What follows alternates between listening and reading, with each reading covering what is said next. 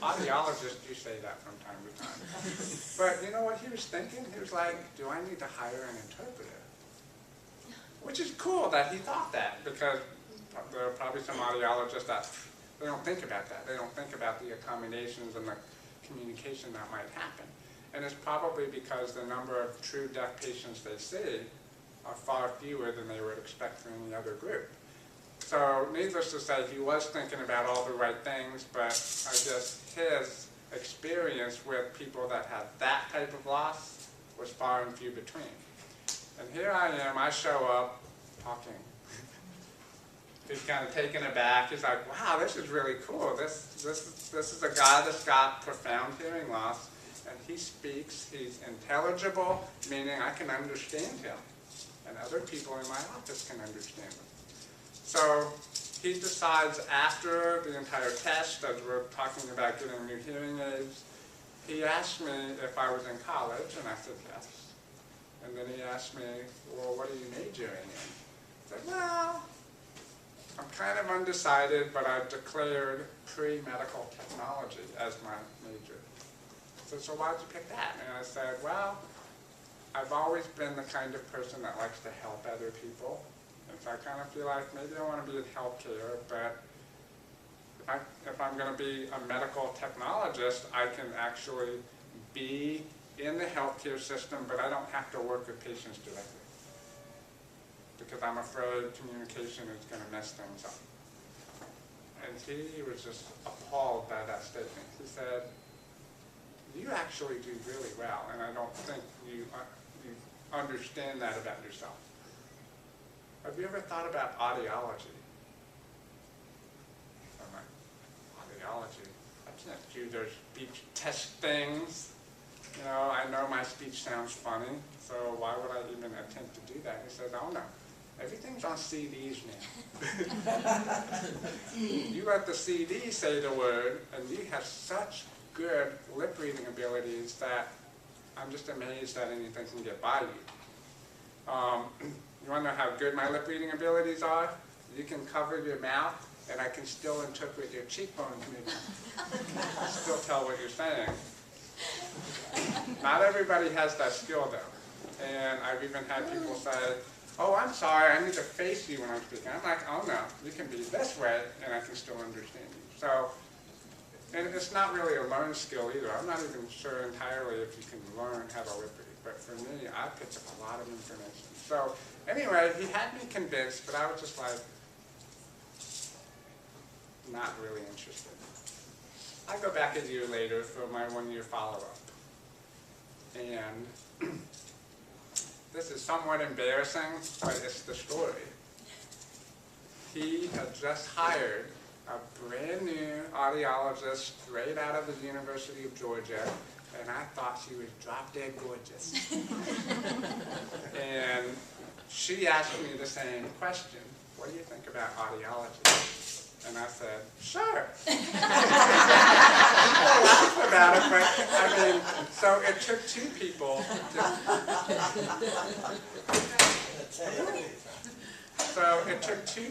to convince me to go into audiology. One happened to be more good looking than the other. And all she did was this. She said, if I contact the chairperson of that department and have him mail me an application for audiology, would you at least fill it out? Well, I followed through on that. And filled it out, sent it in. A couple of months later, I get an acceptance letter in the mail. Not to graduate school, but to college, with my major being communication sciences and disorders, which is what a speech pathologist or audiologist will go into. And so I'm like all excited, I'm accepted to the University of Georgia. I mean, they have 40,000 plus students there, and I was coming from a little school that had less than 1,200. No services at all, right? So I called my dad up, who's in Florida at the time. Remember, I'm living in Georgia. And so I said, hey, Dad, I was accepted to the University of Georgia. And he said, well, that's great, son. How are you going to pay for it? I said, well, I'm going to have to think about that one. I guess I could pull student loans. I do have the Georgia lottery. which I lost, but I can try to get it back if I really, get my grades back up. And so I ended up coming into contact with vocational rehab. And if you know, do you guys know about vocational rehab? Or maybe you're not there yet. Vocational rehab is a division of Human Services that's federally funded. And their intent is to help people get back in the workforce. My interpretation of that is they want you to become taxpayers. So if they can get you training, whether it's college or vocation or becoming an automobile specialist, whatever, they'll help you with some of that education with the intent that you'll eventually get a job. And so they were able to help defray some of the costs of my education, which really helped.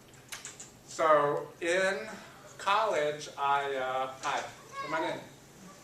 I was in this major now that I knew nothing about, even though for all of my life I had been working with audiologists and speech pathologists. I didn't realize that they had a major, again being oblivious to things.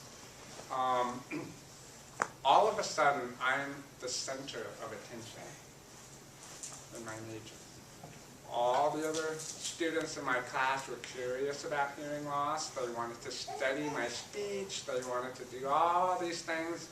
And I learned even more about myself in that program compared to being back in New Hampshire learning how to read my own audiogram. And so in college, I just became so much more knowledgeable that I felt, why don't other people with hearing loss know about some of this stuff that I'm learning? And so one of my best friends, even to this day, he's also got hearing loss. He was also at Georgia. He and I got together and we formed a support group for students at the University of Georgia.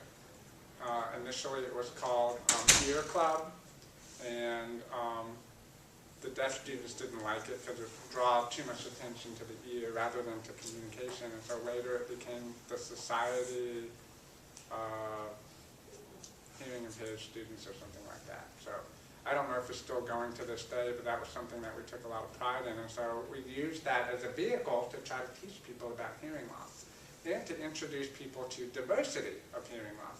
Some people are very oral, they grew up that way. Some people start out with sign language. They may learn how to speak later. I mean, whatever. It was just a mixing bowl. And that was kind of cool. And we would get together regularly. We would party together. We would study together. It was fascinating. So we just had, a group of maybe 12 students in this campus of 40,000, but it was a group to identify with. Not to say we didn't have hearing things as well. We did.